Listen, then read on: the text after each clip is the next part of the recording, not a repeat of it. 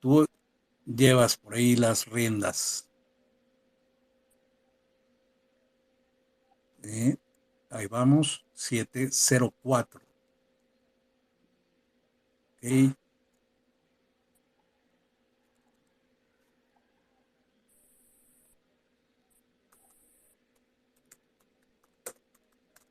ahí vamos, en un momento más iniciamos.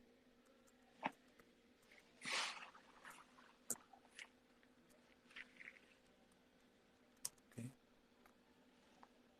bienvenidos, ya estamos casi listos.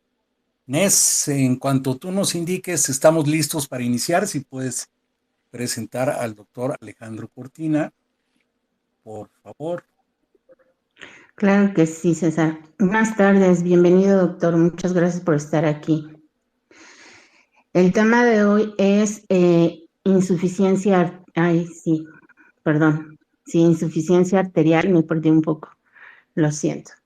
Nuestro invitado es el doctor Alejandro Cortina, experto en aneurisma, angioplastía transluminal percutánea, cirugía de váricis y trombosis. Cuenta con más de 22 años de experiencia en diversas instituciones de prestigio, como el Hospital Ángeles Lomas. Se formó como médico cirujano en la Universidad Anáhuac. Más tarde hace la especialidad en cirugía general en la Universidad Nacional Autónoma de México y termina con la especialidad en angiología y cirugía vascular en la Universidad de Sao Paulo, Brasil. Ha sido docente en las distintas instituciones como el Hospital Español y en la Facultad de Ciencias de la Salud en la Universidad de Anáhuac. Es autor del artículo Manejo de la enfermedad trombólica y venosa. Forma parte de distintas asociaciones entre las que se encuentran la Sociedad Mexicana de Angiología y Cirugía Vascular, el Consejo Mexicano de Angiología, Cirugía Vascular y Endovascular AC, Sociedad Brasileña de Cirugía Vascular y la International Society for Vascular Surgery. Bienvenido, doctor, y muchísimas gracias. Gracias, buenas noches a todos y gracias a Nes y a los organizadores por la invitación. Más aclarar ahora, soy el doctor Alejandro Cortina, soy médico cirujano, especialista en angiología, cirugía vascular y endovascular. Soy parte del staff del Hospital Español de México, en donde desarrollo mi práctica profesional. Vamos a hablar hoy sobre lo que es la insuficiencia arterial. Aquí, digamos, vamos a empezar a poner un poquito de las cosas un poquitín más claras en general para el público en general y aclarar algunos casos. El sistema circulatorio está formado por tres grandes conductos, que son las arterias, las venas y los linfáticos. ¿Sí? En los linfáticos no nos vamos a meter y no nos vamos a tocar mucho de eso, pero digamos, a fines prácticos, las arterias son aquellas que llevan la sangre del corazón hacia la periferia y las venas son las que se encargan de regresar la sangre de la periferia hacia el corazón. Hay algunas excepciones a esta regla, pero no nos vamos a meter en eso. Entonces, hablando de insuficiencia arterial, lo que se refiere el término de insuficiencia arterial es decir que llega muy poca sangre a los tejidos periféricos que salen del corazón. Esto está causado, puede haber muchas causas, pero la principal causa, como lo vamos a ir viendo más adelante, es la aterosclerosis. La aterosclerosis es una enfermedad que afecta a todas las arterias del cuerpo en mayor o menor grado y, digamos, viviendo en la población occidental. Esto es un fenómeno que se ve en el hemisferio occidental con la edad a partir de los 10 años.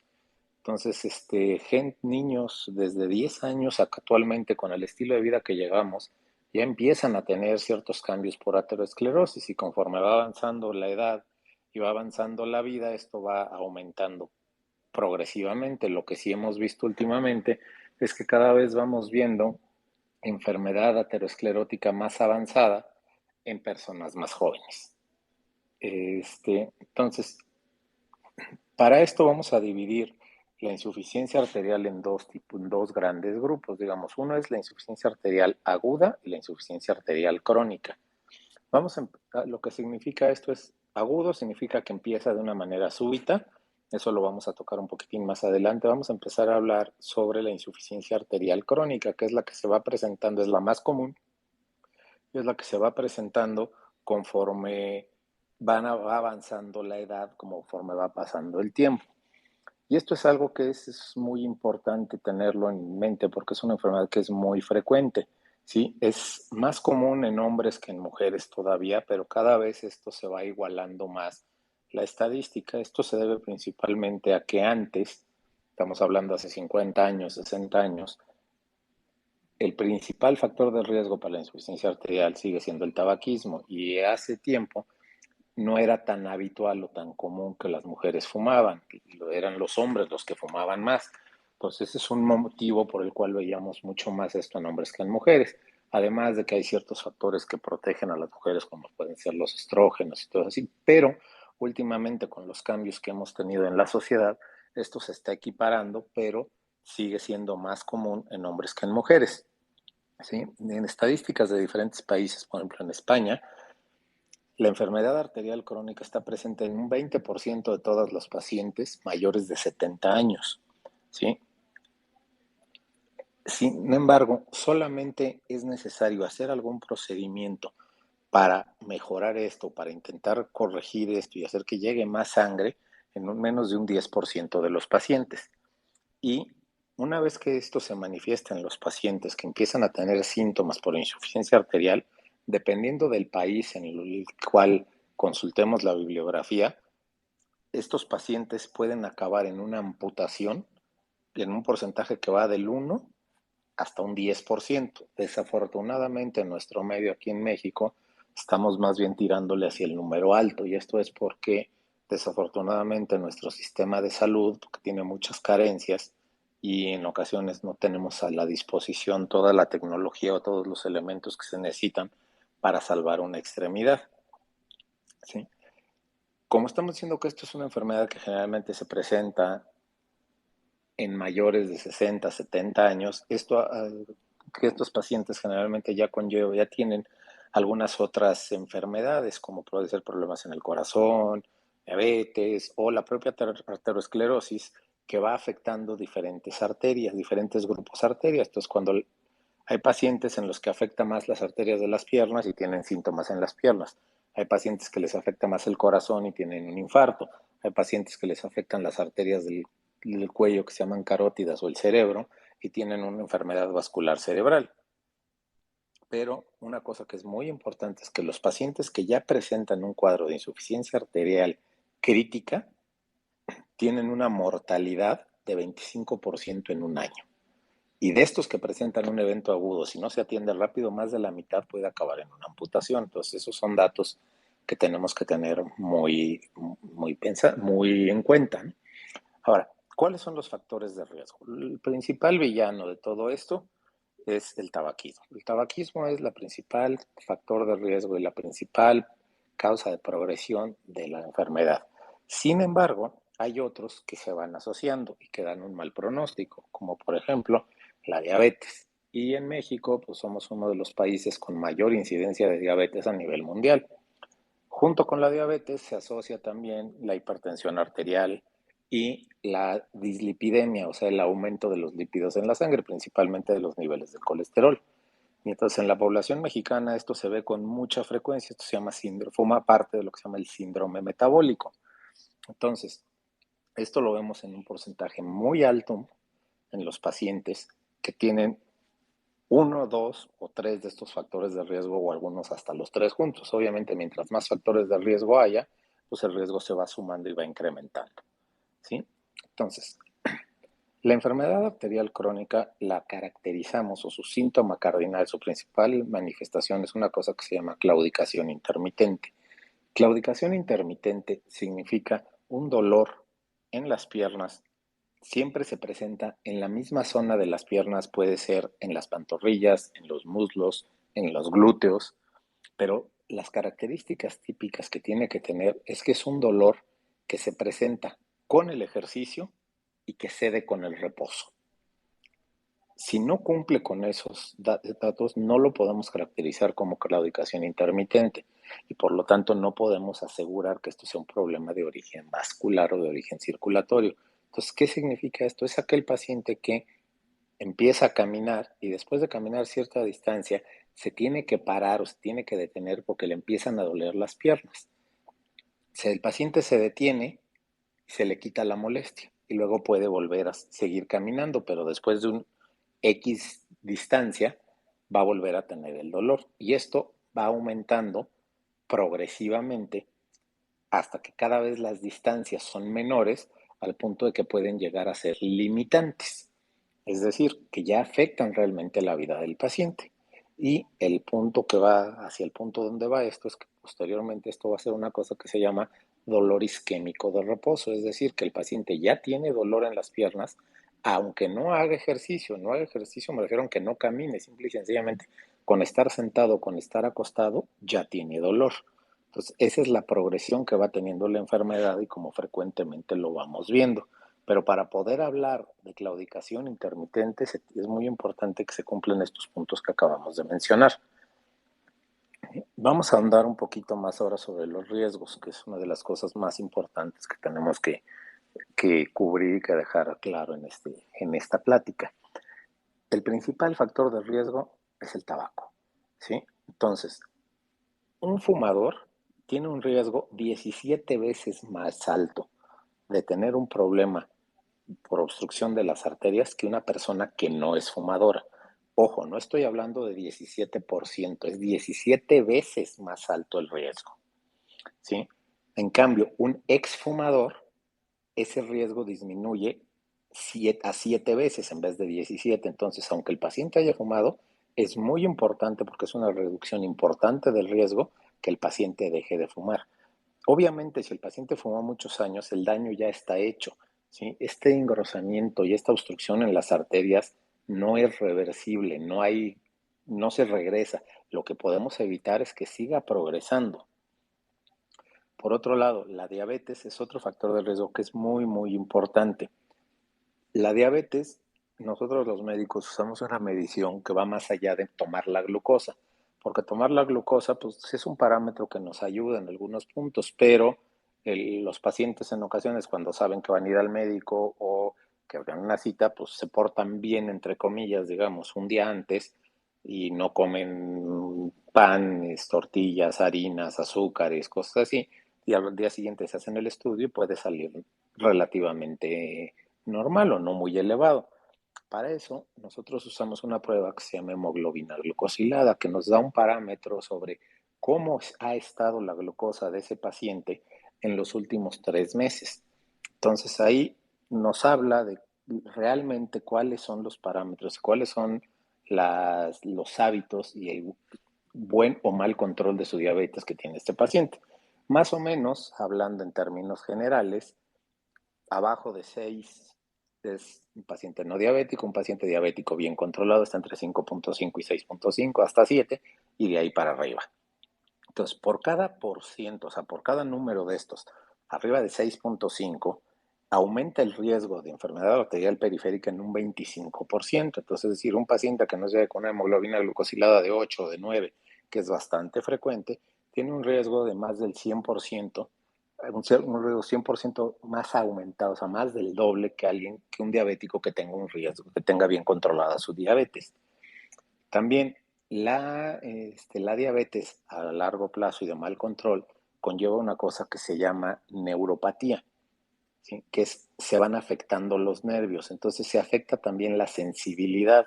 Entonces muchas veces el paciente pierde la sensibilidad en los pies y entonces puede no darse cuenta de que se lastimó, que se hizo una herida y esto conlleva a que cuando busca atención pues ya tenemos grandes catástrofes.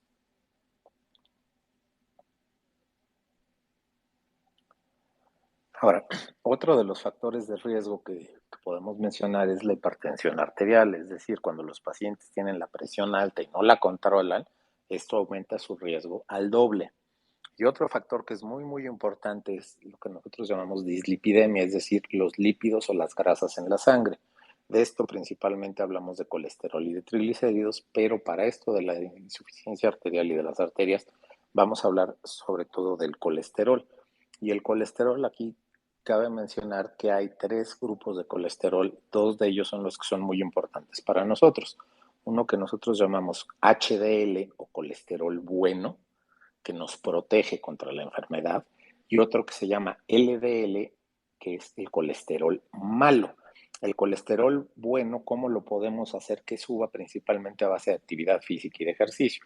Obviamente todo esto va relacionado a una dieta, pero el colesterol malo, es decir, el LDL, ese en los pacientes de riesgo, el target o el punto al cual nosotros le tiramos como médicos en el tratamiento es en llevarlo a menos de 100. Entonces, al nosotros pedir un estudio de colesterol con sus subfracciones, podemos ver cómo está el nivel de colesterol total, cómo está el colesterol bueno y cómo está el colesterol malo. ¿Sí? No es nada más ver que tenga el colesterol alto, porque puede ser un paciente que tenga el colesterol alto, pero a expensas del colesterol bueno porque haga mucho ejercicio, tenga buena actividad física, y entonces, aunque el colesterol total esté alto, el riesgo de sufrir un problema vascular no es alto, a diferencia de un paciente que pueda tener un colesterol inclusive dentro de límites normales, pero con el colesterol bueno muy bajo y el colesterol malo muy alto, y eso sí tiene un riesgo importante. Entonces, siempre es importante este, tener estos datos en mente. Ahora, ¿cómo nos vamos a dar cuenta de que el paciente tiene, o cómo se va a dar cuenta el paciente que tiene problemas de circulación? Bueno, ya lo mencionamos. La principal causa es la claudicación intermitente. Les repito, es este dolor que tienen los pacientes cuando empiezan a caminar. Siempre es en la misma zona. Por ejemplo, empiezan a sentir cómo les quema la pantorrilla, o les queman los muslos, o le queman las pompas. O a veces es toda la pierna. Y conforme van caminando, el dolor va aumentando. Y llega un punto en el que el paciente dice: doctor, es que si no me paro me voy a caer. Y el paciente se para o descansa, y con eso se mejora el problema y con eso disminuye. Se le quita el dolor y ya puede seguir caminando. Muchas veces los pacientes dicen: es que me canso.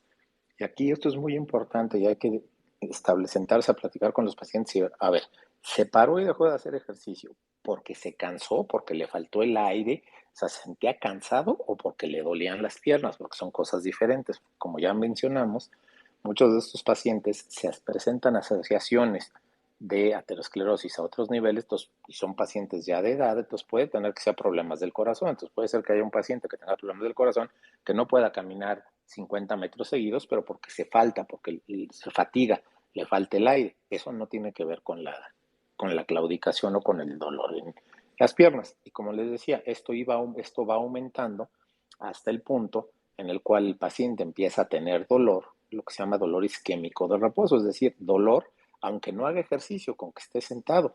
Y en muchas veces es hasta peor, porque el paciente no, conforme esto va avanzando, el paciente puede no llegar a sentir, o sea, no puede estar ya ni siquiera acostado. Literalmente tiene que bajar el pie de la cama y dormir o sentado o con el pie colgando afuera de la cama. Y esto es porque, por gravedad, al dejar el pie colgando, llega un poquito más de sangre a la pierna, y en ocasiones ese poquito es suficiente para que se le quite el dolor, pero el paciente no puede ni siquiera dormir acostado. Obviamente ahí vamos llegando a los puntos ya más críticos de esto. Y el siguiente paso de esto es cuando empezamos a tener lo que nosotros llamamos lesiones tróficas, es decir, hay heridas en la piel. Empieza a haber cambios de color o lesiones como úlceras o llagas, heridas, digamos, en los pies, hasta el punto en que los propios pies empiezan a cambiar de color. Generalmente esto empieza en los dedos y de ahí va creciendo, se empiezan a poner violáceos, morados, y eventualmente se llegan a poner negros, y en ocasiones los dedos hasta se momifican, es decir, se secan y se ve un dedo, ese dedo que está afectado donde no llega la sangre, completamente negro. ¿Sí? En ocasiones, cuando pasa esto, se limita temporalmente el problema y ahí queda. Lo que llega a complicar todas estas cosas es que cuando tenemos un cuadro así, generalmente se le asocian a infecciones. Entonces, un pie que no le llega suficiente sangre es más propenso a infectarse. Y entonces se nos desarrollan muchos más problemas. ¿Sí? Ahora, ¿cuál es la historia natural? Si un paciente que ya empieza a tener claudicación intermitente busca atención médica, sigue las recomendaciones, solamente un 25%, es decir, 1 de cada 4, va a evolucionar a lo que nosotros llamamos isquemia crítica, es decir, a tener ya dolor de reposo o heridas en las piernas. ¿Sí? Nosotros usamos diferentes tipos de clasificaciones para, para establecer en qué punto de estos está el paciente, ¿no? Pero digamos, a grandes rasgos, vamos a hablar sobre qué tanto puede caminar sin tener dolor. O sea, lo que es una claudicación leve, moderada, severa o ya cuando tenemos dolor. Y aquí va a depender un poco, sobre todo cuando nosotros ya tenemos dolor isquémico de reposo o heridas en la piel, ya es una indicación absoluta de cirugía. Y esas cirugías se llaman cirugías de salvamento de extremidad. Para decir que es una cirugía de salvamento de extremidad, partimos del punto de que si no hacemos algo, esa extremidad está perdida y el paciente va a acabar con algún grado de amputación. Por eso se llaman cirugías de salvamento de extremidad. Ahora, ¿los pacientes con claudicación se tienen que operar? La respuesta es no, no todos. Hay que ver quiénes. Y lo primero que tenemos que hacer es empezar a hacer modificaciones en el paciente, porque como les dije, solamente 1 de cada 4 pacientes va a acabar progresando esta enfermedad. Entonces, ¿y de qué va a depender? Pues ahí hay que analizar muchas cosas, sobre todo cuáles son las características de nuestro paciente. Si el paciente dice, no, pues sí, doctor, yo sí camino 150 o 200 metros, ya empiezo a tener dolor, pero es un señor de 80 años que prácticamente no sale de su casa, entonces, pues difícilmente en su vida cotidiana va a tener que caminar 200 metros seguidos para poder hacer su vida. Entonces, eso es lo que nosotros llamamos una claudicación no limitante. Entonces, lo que buscamos es que esto no progrese para que el señor pueda seguir llevando una vida normal, entre comillas, para él. A diferencia de un paciente que a lo mejor nos dice, no, pues fíjese, doctor, que yo para ir a trabajar tengo que caminar 5 cuadras de mi casa a la parada del camión o al metro y de ahí tomar el metro, el tren y después caminar otras 4 o 5 cuadras. Y cada vez me tardo más porque no puedo caminar esa distancia y me tengo que parar. Pero ese paciente sí tiene una claudicación limitante, entonces a ese paciente sí le afecta. Entonces, el hecho de que tenga claudicación no significa que tengamos que operar o que hacer alguna intervención más agresiva. Hay que analizarlo como todo en la medicina dependiendo de cada paciente. Obviamente, el tener dolor en las piernas no es nada más por problemas de circulación. Hay que tener muy en mente otro tipo de cosas, como pueden ser qué otras cosas pueden darnos dolor en la pierna y que se parecen. Lo más común y con lo que tenemos que hacer lo que nosotros llamamos un diagnóstico diferencial es cuando tenemos problemas en la columna, cuando hay hernias de disco, es decir, problemas en los nervios, la famosísima ciática, o como quieran decirle o conocerla, es una causa muy común de dolor en las piernas. Aquí hay que sentarse con el paciente y buscar las diferencias y simplemente platicando con el paciente en la mayor parte de los casos podemos diferenciar entre una o la otra. Pero ¿cuáles son las otras? Por ejemplo, problemas de artritis o problemas en las rodillas o en los tobillos, que al caminar les duele y no necesariamente es por falta de circulación, sino es porque tiene un problema en la articulación, ¿sí?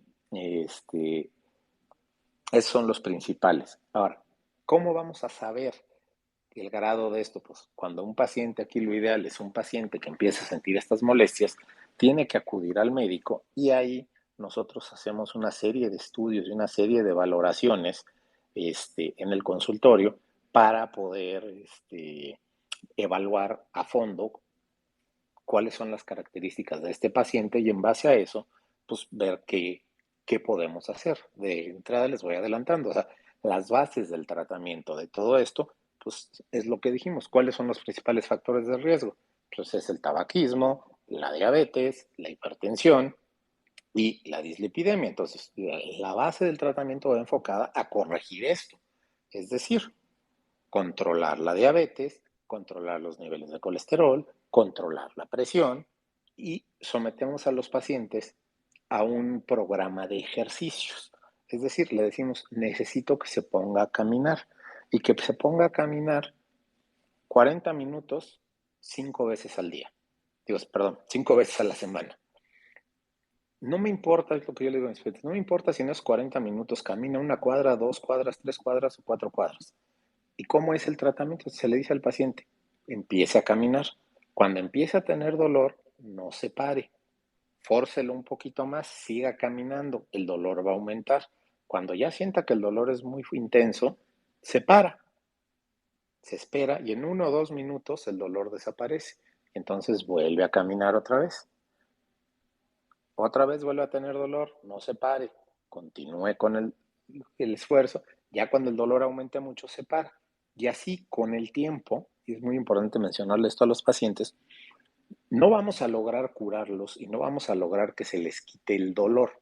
Lo que podemos hacer en estos casos es aumentar la distancia de la claudicación para hacer que una claudicación que sea limitante se vuelva no limitante, es decir, ese paciente que no podía caminar para subirse al camión, eventualmente que pueda caminar para llegar de su casa a la parada del camión.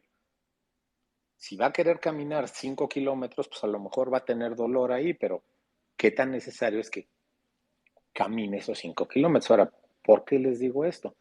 ¿Por qué no tratar de operar a todos los pacientes? Porque cualquier cirugía que se realiza en las arterias, corremos el riesgo de tapar algo más de lo que estaba bien e inclusive se corre el riesgo de que el paciente pueda quedar peor de lo que estaba. Entonces es muy importante, por eso es por lo que no todos los pacientes con claudicación se tienen que tratar.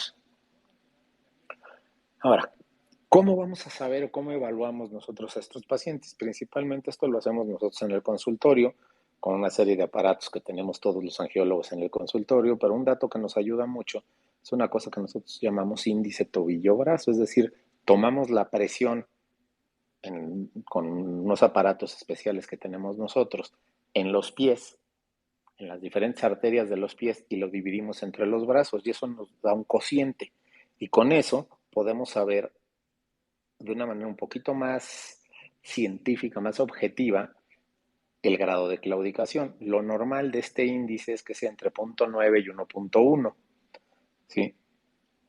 Mientras, cuando está más abajo de 0.9 hasta 0.7 es una claudicación leve, de 0.7 a 0.5 es una claudicación moderada y abajo de 0.5 ya es una claudicación severa y abajo de 0.4 ya generalmente hay dolor isquémico de reposo o pérdida de tejido. Entonces es una herramienta que es muy útil para nosotros, nada más que tiene una gran limitación, que en los pacientes diabéticos puede no ser muy útil porque los pacientes diabéticos en particular tienen una cosa que va haciendo conforme va avanzando su enfermedad y es que se presentan depósitos de calcio dentro de las capas de las arterias. Entonces hacen que las arterias sean muy rígidas, entonces no se comprimen al tomarles la presión, entonces nos dan unas mediciones que no son exactas y en ocasiones en los pacientes diabéticos nos pueden dar índices que inclusive son arriba de 1.1 o arriba de 1.2. Entonces hay que tener eso en mente. Ahora, ¿cómo se trata esto de la insuficiencia arterial crónica? Como ya les dije, estos ejercicios para caminar, controlar los factores de riesgo y vamos vigilando al paciente. Hay pacientes a los cuales no se pueden tratar, o sea, o hay que intervenir o que este tratamiento falle y no nos está funcionando. Entonces, en ese momento tenemos las alternativas quirúrgicas, ¿sí? Que para eso los angiólogos y cirujanos vasculares tenemos un gran armamento diferente de procedimientos que podamos hacer.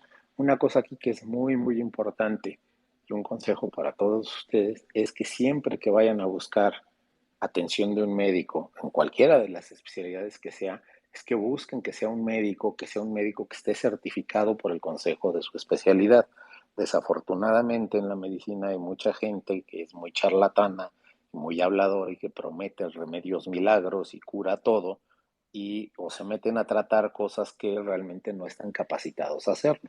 Y luego tenemos grandes tragedias que ya no tienen vuelta atrás. Entonces, siempre que se busque la atención en cualquier campo de la medicina, pero ahora hablando de esto, siempre deben de buscar ser atendidos por un médico o un cirujano en estos casos y que esté certificado por el Consejo Mexicano de Angiología y Cirugía Vascular o Endovascular.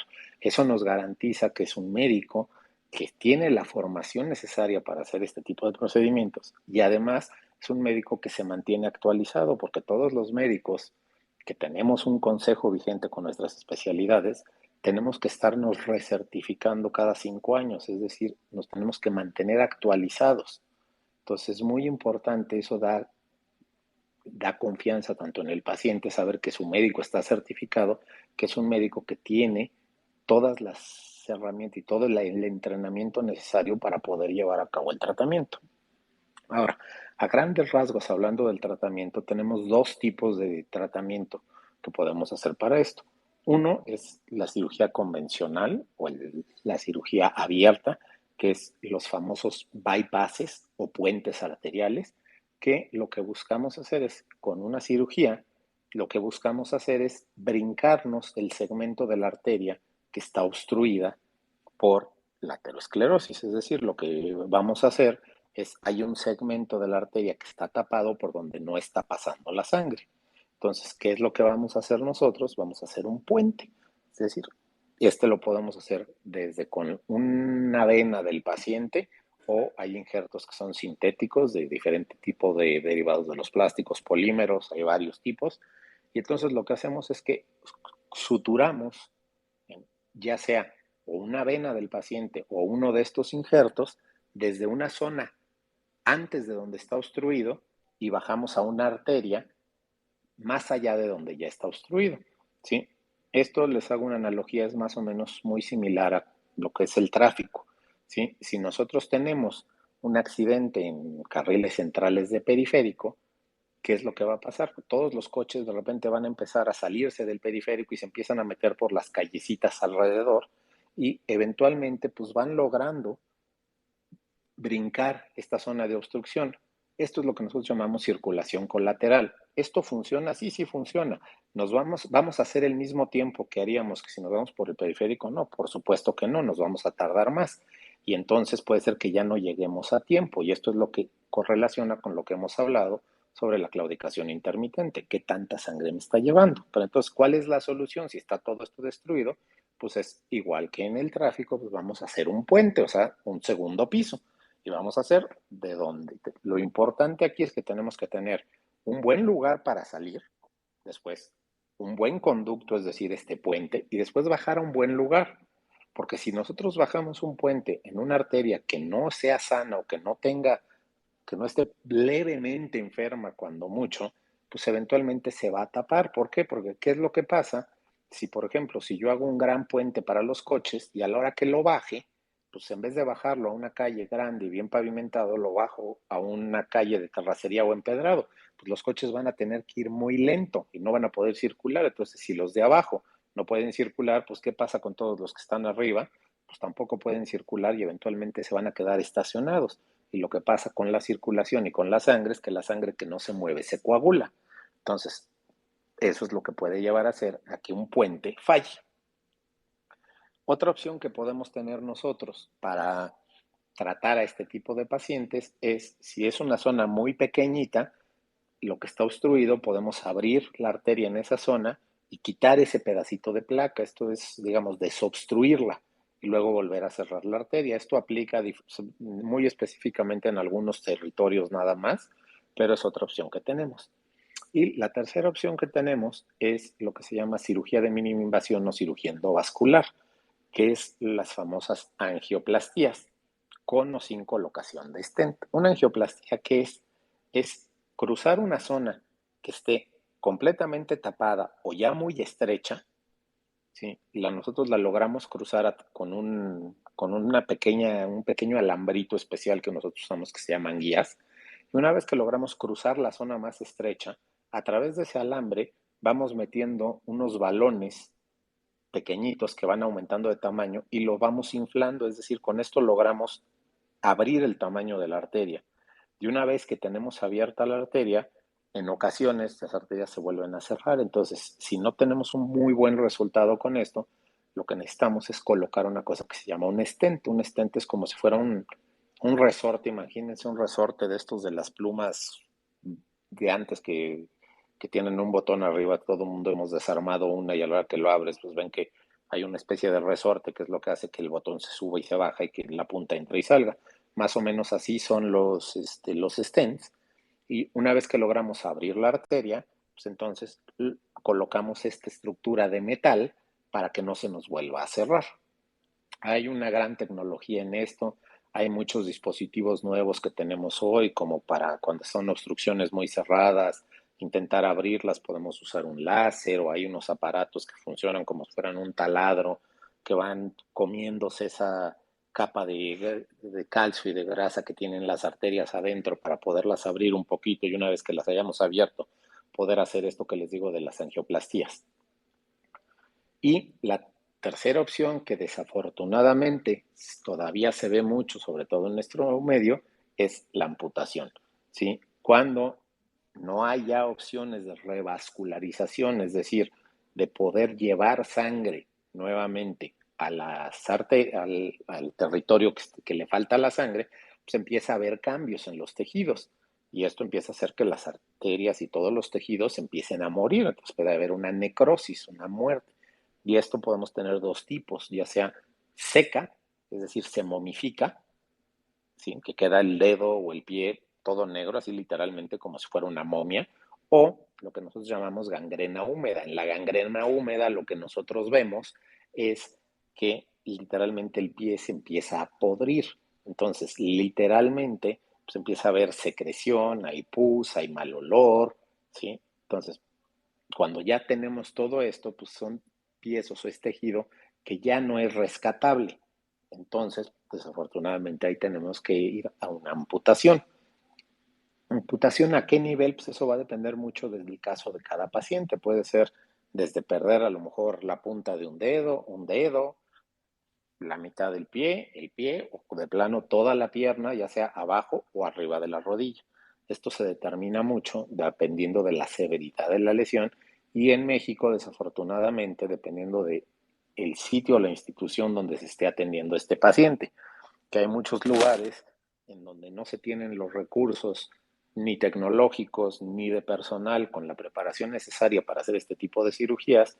Entonces, ante cualquier grado de problema de circulación o de insuficiencia, lo único que se les puede ofrecer o le ofrecen a los pacientes es una amputación arriba de la rodilla. Entonces, no es raro que nos lleguen a nosotros al consultorio pacientes que fueron a algún lugar y la única opción que les dieron es una amputación arriba de la rodilla. Y ya viendo nosotros, en ocasiones hay más cosas que se pueden hacer, y en ocasiones pues sí logramos salvar la extremidad. A lo mejor no logramos salvarla completamente, pero en vez de que el paciente sufra una amputación arriba de la rodilla, pues a lo mejor el paciente va a perder un dedo o dos dedos, pero sigue siendo completamente funcional, ¿sí? Y en el eventual caso de que acabemos llegando a una amputación, pues tampoco todo está perdido para estos pacientes, ya que dependiendo del nivel de la amputación, hay actualmente prótesis, y la tecnología en la pues, prótesis y en la rehabilitación ha avanzado enormemente en estos últimos 30, 40 años, y tenemos prótesis que son sumamente avanzadas, que inclusive una prótesis de última generación puede costar lo mismo que un coche, ¿sí? Pero hay de todo, como los coches, hay de todos los precios, de todos los tipos, y un paciente después de una amputación, a los 3 meses de la amputación, con una adecuada rehabilitación, el paciente puede volver a caminar con su prótesis. Entonces, aunque lleguemos a estos niveles, pues no significa el fin para los pacientes, pero para poder hacer todo esto, pues sí depende mucho. Necesitamos un entorno muy completo, sobre todo un apoyo familiar al paciente y todo esto, porque pues, el paciente sí va a quedar postrado un tiempo y va a necesitar ayuda, va a necesitar que lo apoyen con todo, obviamente con lo que dijimos de cuidar su dieta, con sus medicamentos, cuidar, o sea, se necesita un entorno, un núcleo que lo apoye para poder salir adelante. Pero los pacientes amputados, inclusive les digo, tengo muchos pacientes que desafortunadamente están amputados y están completamente rehabilitados y caminan, manejan, hacen una vida completamente normal. ¿Ok? Con eso cubrimos más o menos lo que es la insuficiencia arterial crónica. Les digo, esto se va presentando gradualmente y va avanzando. Ahora, muy diferente a lo que nosotros llamamos una insuficiencia arterial aguda, que ese es otro caso completamente. La insuficiencia arterial aguda significa que el paciente estaba bien ayer y hoy empieza a tener dolor o en algún momento empieza a tener dolor. Entonces, cuando el paciente nos llega, ahí es poco común que el paciente llegue directamente a un consultorio. Muchas veces llegan directamente a los departamentos de urgencias de los hospitales porque es un dolor realmente muy, muy, muy intenso. Y el paciente les dice exactamente a qué hora empezó el dolor. El paciente les va a decir, no, pues es que hace 3 horas, doctor, estaba bien y me empezó un dolor que es muy fuerte, es muy intenso. Entonces, esos son los datos que nos tienen que hacer pensar que esto es una cuestión urgente. ¿Y por qué esto es una cuestión urgente? Es porque cuando son agudos, es decir, cuando no hay enfermedad crónica, como ya les comenté con esto de los coches, cuando hay enfermedad crónica, digamos, poco a poco se va haciendo circulación colateral. Entonces, el paciente tolera un poco más esta falta de sangre en la pierna porque hay otras pequeñas arteritas que llevan algo de sangre, a diferencia de cuando tenemos una obstrucción aguda en la cual el flujo se interrumpe prácticamente al 100%. Entonces, ahí es cuando empieza a tener dolor y ahí es cuando empezamos a tener los problemas. ¿Por qué? Porque una extremidad es viable, dependiendo de cada persona, pero digamos, durante 4 a 6 horas después de que empieza esto. Después de esas 6 horas, ya podemos empezar a tener cambios que ya son irreversibles y que nos van a llevar a una pérdida de tejido. Entonces es muy importante atender esto de una manera urgente, ¿sí? Y muy rápida, ¿sí? ¿Cuáles son las principales causas de la insuficiencia arterial aguda? Esto generalmente es porque se forma un coágulo que digamos o un fragmento que obstruye completamente la circulación. En la gran mayoría de los casos, estos salen del corazón. Son pacientes que tienen alguna arritmia, ¿sí? Es decir, que el corazón no late correctamente y empiezan a latir de una manera irregular. Y este latido irregular hace que dentro de las cavidades del corazón, como no se está moviendo bien, la sangre se empieza a quedar ahí y se empiezan a formar pequeños coágulos. Y de repente, a la hora que se contrae bien el corazón, estos coágulos son lanzados a la circulación, entonces se van y dependiendo de la zona en la que se alojen, los síntomas que nos van a dar. O sea, si esto se va hacia el cerebro, pues nos va a dar un infarto cerebral o un derrame cerebral en el que el paciente no va a poder hablar o no va a poder entender lo que se les dice o va a perder el movimiento en un brazo o en la mitad del cuerpo, dependiendo de la zona que se afecte.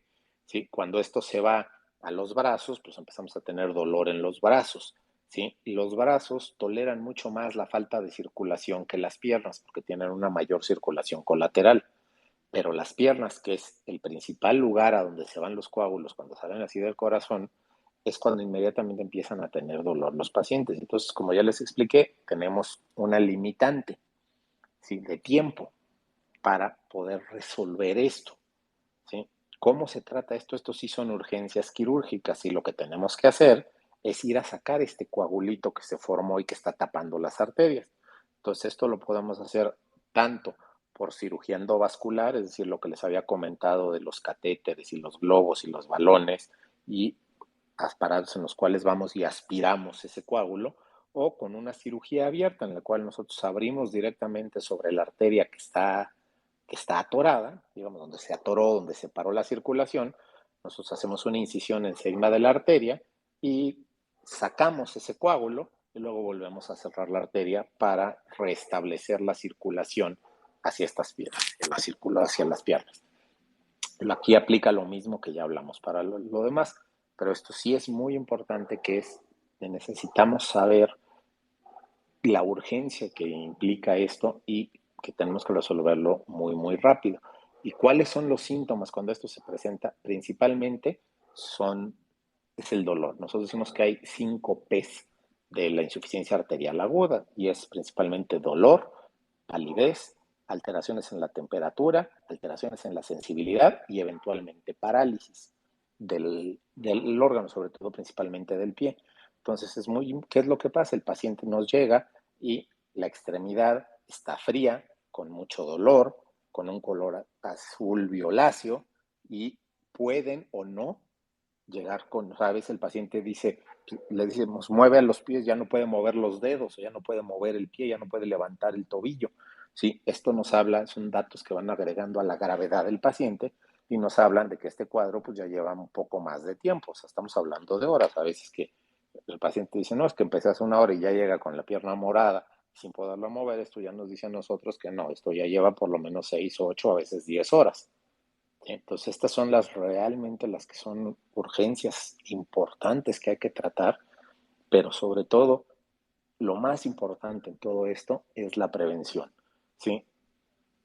Siempre llevar a cabo un chequeo en los pacientes que tienen un riesgo, sobre todo, por ejemplo, ya sabemos, estos pacientes que tienen factores de riesgo, es estarlos vigilando, que vayan, que busquen una atención médica, estar vigilando sus niveles de glucosa, su presión arterial, sus niveles de colesterol, ante cualquier duda, ante cualquier molestia, acudir con un médico que los revisen y este médico, ante cualquier eventualidad, referirlo con un especialista, porque les digo, nosotros contamos con un armamento muy grande en el cual si un paciente nos llega a tiempo, podemos hacer muchas cosas para rescatar una extremidad y evitar una catástrofe, una amputación, o inclusive puede ser hasta peor, que el paciente llegue a perder la vida por esto. Yo creo que con eso más o menos tocamos lo más relevante, digo, podríamos aumentar un poco, profundizar algo si alguien tiene alguna cosa que quiera comentar o algo. Excelente explicación, yo creo que muy clara. Es muy importante la prevención para evitar llegar a estos extremos de empezar a hacer estas derivaciones, este puente, el segundo piso, que la analogía es bastante buena y la prevención es la única cosa que nos va a poder ayudar. Inés, alguna por ahí, si alguien quiere intervenir, por favor, solicite el micrófono y levante la mano. Adelante, Inés. Sí, me habían pedido micrófono, pero ya saludé, pero ahora no lo veo. No sé si se cayó. Doctor, hay algunos alimentos que, ay, perdón, tenía mi pregunta formulada y se me fue ahorita la pregunta. ¿Hay algunos alimentos que puedan ayudar o contribuir para destapar las arterias? No, no hay ningún ni medicamento ni ningún alimento que destape las arterias. Sí, lo que hacemos nosotros es que en ocasiones es prevenir que estas placas de ateroma, como nosotros decimos, estas placas de aterosclerosis sigan avanzando, o en lo que pasa en algunas ocasiones es que estas placas, digamos, se ulceran. Es decir, dentro de la placa que está haciendo que la arteria se haga más estrecha, se hace un agujero adentro, y esto es igual más o menos que un bache en la calle. Si nosotros vemos un bache y vemos qué hay en el fondo del bache, pues el fondo de un bache siempre está lleno de pequeñas basuritas y piedritas y cosas así. Si yo de repente agarro una cubeta y le echo una cubetada encima, puedo sacar toda esa basura que está dentro del fondo de ese bache, y eso se va a la circulación y es lo que nos da problemas. Entonces, ciertos medicamentos que nosotros usamos pueden ayudar a, digamos, a tapar ese bache, pero no hay ningún ni medicamento ni ningún alimento que pueda hacer que una placa desaparezca. Doctor Cortina, cuando vemos de repente en nuestras piernas es que se inflaman las venas, ¿en qué momento sería la señal adecuada para acudir al médico? Es que, ¿Solamente por la es que inflamación esa o de repente porque es me otra siento cosa mal? completamente diferente a todo lo que hablamos hoy. Eso es Sí, insuficiencia venosa, que es otra cosa completamente diferente y no tiene nada que ver con todo lo que hablamos hoy. Pero digamos, de si se acuerdo. empiezan a inflamar las piernas o se empiezan a hinchar o empiezan a aparecer venas, pues ahí es momento de buscar atención porque, bueno, ahí es, pero esa es otra, que eso podríamos tocarlo otro día, porque es otra cosa igual de extensa que esto que mencionamos, sí, pero es Sí. completamente diferente todo. ¿Hay alguna cuestión con la edad? ¿La gente más joven puede enfermar Sí, o es no, algo que es lo puede que dar a cualquier no, es edad? lo que les decía. A esto se ve más comúnmente en gente mayor, sí, sobre todo gente mayores de 60, 65 años, pero como les digo, cada vez más lo vamos viendo en gente más joven. ¿Por qué? Pues porque van cambiando o sea, la gente cada vez hace menos ejercicio. Ahora esto de la pandemia nos afectó mucho, con el que nos hayamos tenido que quedar todos en casa, sí, se paró todo, ¿no? Entonces mucha gente que hacía ejercicio ya no lo hace, al no hacer ejercicio y pues no salir, pues empezamos a comer un poco de más, a lo mejor subimos de peso, aumentaron nuestros niveles de colesterol, todo el estrés es otro factor que es muy importante, ¿sí? La personalidad tipo A, es decir, la gente que es muy estresada, pues aumentan todos estos factores de riesgo, la gente que fumaba 5 cigarros, pues por estrés, por nervios, por lo que sea, empieza a fumar más, entonces todo esto va aumentando y sí, cada vez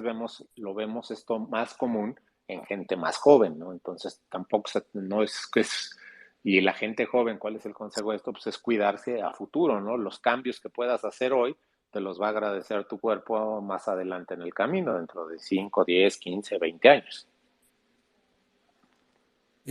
Federación Mexicana de Porristas nos está preguntando, está entrando por la computadora. Ellos se dedican a las porras y este tipo de animaciones que hay en los distintos tipos de deportes. ¿Hay un factor de riesgo a la hora de hacer este tipo de actividad, como ellos brincan, saltan, dan No, maromas, ninguno. demás? No, Ninguno. ninguno. Para tener ¿Alguna algún recomendación problema, para no, ellos? ninguno. Para tener algún problema arterial por eso, tendríamos que hablar de una caída de una altura muy importante, un golpe que causara una fractura importante y que al fracturarse el hueso pudiera lesionar una arteria, alguna cosa así, ¿no? Que bueno, esta es otra cosa que no Ajá. mencionamos ahora, pero bueno, en accidentes, cosas así, traumas, pues una fractura a la hora que se rompe el hueso, si también se rompe la arteria que generalmente va junto al hueso, pues muchas veces conlleva también compromiso circulatorio, pero en actividades físicas sería extremadamente raro.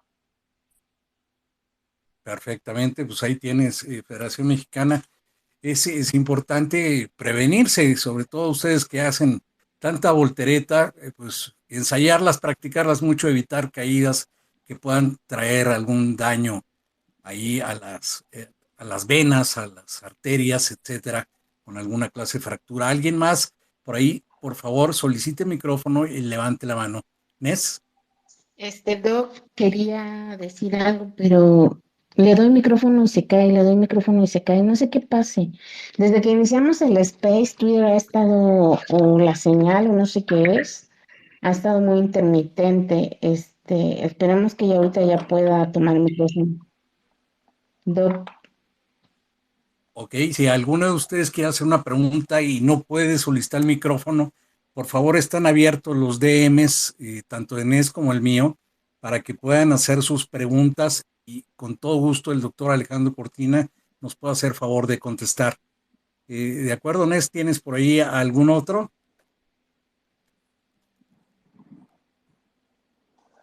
Bueno, Nes, no. Problemas circulatorios, ya habíamos dicho, pues la alimentación hay que cuidarla bien, pero ¿qué alimentos de planos sí no son recomendables, doctor Cortina? No se trata de satanizar ningún alimento, prácticamente podemos comer de todo, simple y sencillamente es las cantidades y las frecuencias en las que lo hacemos, ¿no? Obviamente los alimentos que Ujú. son ricos en colesterol son todas las cosas que son fritas, todas las grasas, principalmente las grasas de origen animal, ¿sí? Embutidos, chorizos, tocino, chicharrón, carnes con mucha grasa, cosas fritas, ahora sí que literalmente toda la garnacha mexicana y todo esto, pero no significa que no lo podamos comer, lo que no debemos de hacer es comerlos diario o inclusive peor varias veces al día, ¿no? Ok, me pregunta aquí Verónica, ella está todo el día en la oficina sentada y de repente le dan dolores de cabeza que se quitan, no sabe ella si es por levantarse y por echarse un cafecito. El café es bueno o malo, el pararse de vez en cuando de su silla de trabajo le funcionaría mejor. Es que eso volvemos a lo mismo, eso es insuficiencia venosa, entonces probablemente podría tener datos de insuficiencia venosa, pero el tener dolor de cabeza no tiene nada que ver con esto, ¿no? O sea, si gentes que trabajan y se la pasan mucho tiempo sentadas en una misma posición, sí pueden empezar a tener problemas en las piernas de dolor, de hinchazón, y eso se quita caminando, pero todo eso es por lo que es insuficiencia venosa, o sea, es el otro capítulo de la insuficiencia circulatoria, digamos, pero que no tiene nada que ver con todo lo que hablamos hoy, ¿no? sensación de frío en la parte interior de la pierna o el pie. Eso hay que Eh, evaluarlo porque sí, es una de las cosas, como les dije, uno de los síntomas de la insuficiencia arterial es la disminución de la temperatura. Pues ahí hay que ver si es sensación de frío o es que la pierna está fría, ¿sí? Porque ahí hay que ver si es nada ok, más la pura Verónica, sensación, pues hay que ver cómo está, o sea, hay que ver pues, que no hay algún problema, que algún nerviecillo por ahí que se esté pinzando, hay que ver cómo está toda la cuestión metabólica, todo esto. Es muy diferente sensación de frío o que el pie esté frío, ¿no? Si el pie está frío, ahí sí pudiera sugerir más una cuestión circulatoria. ok, Verónica, pues ahí lo tienes. Habrá que checar que la silla que utilizas en tu oficina, en tu trabajo, pues sea la adecuada. Y pues a lo mejor es frío por usar falda o lo que sea, y la oficina tiene aire o lo que sea. Hay que revisar cualquier factor por ahí. Inés, adelante. Gracias, César. Es que les doy micrófono a las personas que lo están solicitando, pero no sé por qué Twitter los saca. Por favor, la pregunta que tengan, pueden mandármela por DM o en el hilo donde me están diciendo que pues lo saca Twitter para podérsela hacer al doctor. Gracias. Ok, va a estar un poco complicado. Aquí estoy recibiendo por ahí otra, pero no es, está hablando de hacer terapia trombolítica. ¿Qué es eso de la terapia trombolítica, Sí, doctor Cortina? es ¿Tiene que ver? otra de las alternativas que hay para ciertos casos de insuficiencia arterial. La terapia trombolítica es utilizar medicamentos que deshacen los coágulos para restablecer la circulación. Generalmente esto se hace en conjunto con otras técnicas de mínima invasión como la angioplastía, etcétera. Pero sí, la trombolisis se puede hacer. Antes se empezó a hacer directamente en la vena, es decir, se ponían en la vena estos medicamentos que deshacen los coágulos, pero el problema es que estos medicamentos deshacen los coágulos a cualquier nivel, entonces pueden causar sangrados a cualquier nivel y los más graves son inclusive cerebrales. Entonces lo que hacemos hoy en día es utilizar una cosa que se llama trombolisis fármaco-mecánica, es decir, usamos medicamentos y alguna otra cosa y lo dirigimos por catéter. Entonces, a través de mínima invasión, digamos, entramos por un orificio muy pequeñito en una arteria lejana a donde está la obstrucción y metemos un catéter que tiene múltiples perforaciones y este catéter lo metemos a través de donde está la zona del trombo y ahí instilamos directamente el material trombolítico para deshacer los coágulos. Eso se hace con Espero, cierta frecuencia, pero pues, es una cirugía compleja que requiere una vigilancia importante. espero te refieras a eso, Ricardo, con lo de la terapia trombolítica. Si no es por ahí, pues yo te recomendaría preguntes bien a tu médico exactamente de qué se trata, ¿no? Y evites las cirugías y la terapia trombolítica se trata nada más de medicamentos. Pues yo creo que pues ahí la llevas de gane. Ojalá el médico pronto te pueda apoyar orientándote correctamente con tu terapia trombolítica. ¿Alguna otra pregunta que tengas por ahí, Inés? No, César, lamentablemente no. Es que te digo que les doy micro, pero lo saca. Sí hay Sí, varias personas que me lo han pedido, pero no. Por ejemplo, se lo acabo de dar a anticomunista y yo creo que cuando lo toma es cuando se cae. También se lo di a abogada en CDMX y se lo di, lo toma y se cae. Por favor, si gustan anotar sus preguntas para que se las podamos hacer al doctor. Lamento mucho que pues Twitter esté haciendo esto, pero pues ya saben, la tecnología no no hay palabra. Sí. exacto, no tiene palabra de honor. Me dice Ricardo aquí que efectivamente lo que él recibe es terapia trombolítica con medicamentos y que pues esto le ha ayudado a, a estar mejor. Si eso te ha No, ayudado, Ricardo, ahí hay adelante, algo raro adelante. porque no, la terapia trombolítica se da nada más en el hospital y no es, o sea, es una cirugía. Durante la cirugía se administra trombolítico. Lo que puede ser que se esté refiriendo es antiagregantes plaquetarios, que son como la aspirina o el clopidogrel, que esos sí son medicamentos que se van dando y son parte de la terapia que usamos para intentar controlar esto.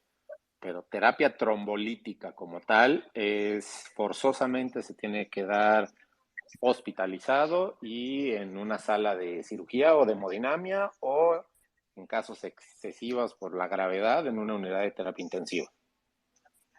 Sí, yo creo que se refiere básicamente a algún tipo de operatorio y tratamiento, no necesariamente lo que él dice terapia trombolítica es lo que él Sí, yo creo que a lo cree. mejor es terapia con antiagregantes, eso pudiera ser, que eso sí son pastillas que se toman diario y se toman en casa, ¿no? ¿Sí? Ese es lo complicado, hacerlo por DM. Ojalá me puedas ampliar la información, Ricardo, si todavía me sigues escuchando por ahí, para que el doctor Cortina pueda hacer un comentario un poco más adecuado para la cosa que tú comentas. ¿Alguien más que tengas, si no, pues Este, abogada en CDMX le pregunta, doctor, que si ella desea hacerle una consulta, si le puede dar usted el teléfono de su consultorio o dónde lo puede localizar. Sí, yo estoy en el Hospital Español, en la nueva torre de consultorios. Los teléfonos del consultorio son 55 52 54 27 57 o 67. Si quieren, ahorita también te puedo compartirles el contacto y la tarjeta, y tú se Claro los que puedes sí. compartir a todos, pero si quieren cualquier cosa, con todo gusto, ya te compartí a ti, a tu WhatsApp, los datos del consultorio. Si de ahí, Inés, los quieres compartir al grupo como estén, o a la gente que esté ahí, adelante. Por supuesto. ahí ya lo tienen, amigos, amigas. Me dice Lorena del Norte, que también tiene el mismo problema del micrófono. Los amigos y amigas, si está grabado el espacio, entonces, si tuvieron algún problema, yo les recomendaría volverlo a escuchar si tuvieron algún problema de audio. Bog, si una persona está bajo coadmin por varios años, ¿causa algún daño? Lo escribió Coumadin, doctor. Si una persona está bajo Coumadin por varios años, ¿causa algún daño? Doctor, ¿me escucha? Yo creo que ya se va a caer porque ya dice conectando. Sí, creo que el Ya, doctor se cayó. no sé qué es lo que pase con Twitter, que hoy sí está, pero pésimo. Sí, Una está terrible. disculpa a todos, porque sí está esto horrible. Do pensó que lo estaba yo bloqueando, pero no para nada, al contrario, para nosotros siempre es un privilegio que pues nos escuchen y estamos para eso, para darle a las preguntas pues de ustedes, ¿no? Por eso hacemos estos space. Le acabo de dar el micrófono al doctor y yo creo que ya le pasa lo mismo que a los demás, que cuando le doy micrófono se cae. Yo Está creo muy, que muy sí, yo creo que va a ser imposible ya seguir con el space. César, si puedes marcarle al doctor para que nos despidamos de él, porque no quiero que piense que es una... Ah, bueno, le marco yo. sí, De por aquí. favor, ¿no? Sí. Avisarle al doctor que pues aquí seguimos y se ha de haber caído también el doctor. Alguna cuestión tiene rara ahorita el Twitter, porque te digo, Doc Bob hizo la pregunta por DM también. Ya entró de nuevo el doctor Alejandro, si le puedes mandar micro, por favor, para preguntarle la pregunta de Doc Bob. Sí, le estoy marcando por teléfono porque le doy el micro y se No, cae. él ya está ahí ahorita. Sí, ya se cayó. Es que le doy el micro y se cae. Se volvió a caer, se volvió Hola, a caer. permítame. No sé si lo escuchan. Si escuchan por ahí, no sé, hagan una No, creo que no se manita así. escucha. Es- sí, es que, sí, es que Twitter está muy raro y yo le estoy llamando desde mi casa para ver si se escucha, pero no lo escuchan. No sé cómo hacerle para poder enlazarnos otra vez. César, tu teléfono tiene altavoz, es que el mío no tiene. Sí, pero tendría que usar el otro número. El teléfono de tu casa, porque yo le Eh, llamé de mi casa, pero no funciona. ¿Le va a marcar César? para que ya por teléfono pueda estar dentro del space. Ajá. Ok, espérame, déjame ir por mi teléfono que está en otro lado. Mientras, platícanos algo en lo que contacto del doctor. Ponme su número, por favor, en el WhatsApp. No, lo que pasa es que no me ya me apareció ahorita. Sí, doctor, aprobar. Ya le doy a aprobar y se cae. Es que sí, sí, sí, así estaba desde hace rato. Sí, ahorita le va a marcar César, yo le cuelgo, le va a marcar César y es que sí tiene altavoz. Y una disculpa por esto del internet. Gracias. Ya ya colgué con él, ya le dije que le vas a marcar tú para que ay, te conteste, porque sí, definitivamente no sé qué esté pasando con el Twitter. Mandas el número por WhatsApp, por favor, para marcarle. Yo ya tengo el teléfono en mano. Ah, perfecto, te lo mando. Sí, por favor.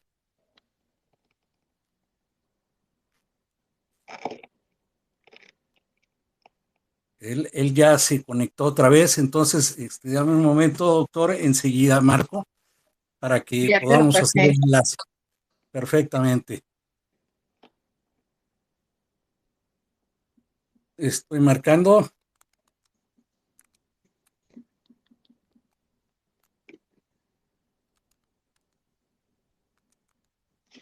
Ok.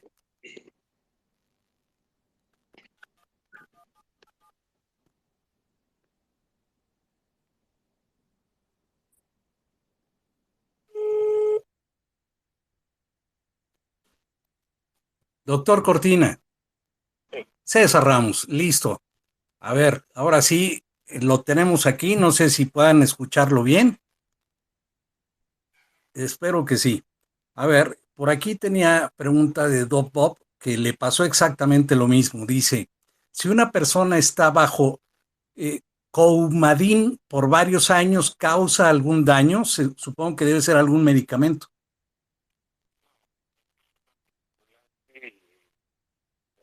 Como ahí lo que tiene es que hay que estarlo vigilando cada mes, cada 2 meses, sobre todo para vigilar los niveles de anticoagulación, porque el medicamento tiene muchas interacciones tanto con alimentos como con otros medicamentos, entonces hay que estarlo vigilando, pero hay pacientes que tienen indicación de tomar ese tipo de medicamentos de por vida y no hay ningún problema siempre y cuando se lleve a cabo la supervisión y vigilar los niveles de anticoagulantes.